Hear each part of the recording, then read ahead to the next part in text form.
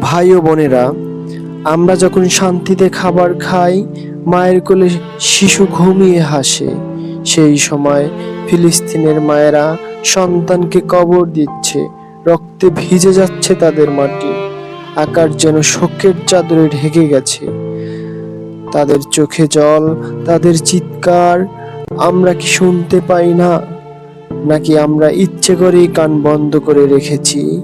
আজকের এই পৃথিবী যদি সত্যি সভ্য হয়, তাহলে কেন একটি জাতি তার নিজের জমি, নিজের ঘর, নিজের বেঁচে থাকার অধিকার থেকে বঞ্চিত হবে?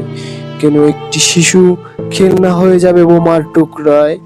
আমাদের নীরবতা, আমাদের নিষ্ঠুরতা হয়ে দাঁড়াচ্ছে, কারণ অন্যায়ের সামনে চুপ থাকা মানে সেই অন্যায়কে সমর্থন করা।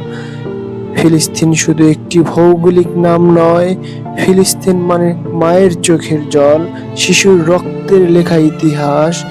ভুলে যেন না, ভুলে যেন না ওদের অধিকারের কথা, কারণ ফিলিস্তিনের মুক্তি মানেই মানবতার কান্না থেমে যাওয়া।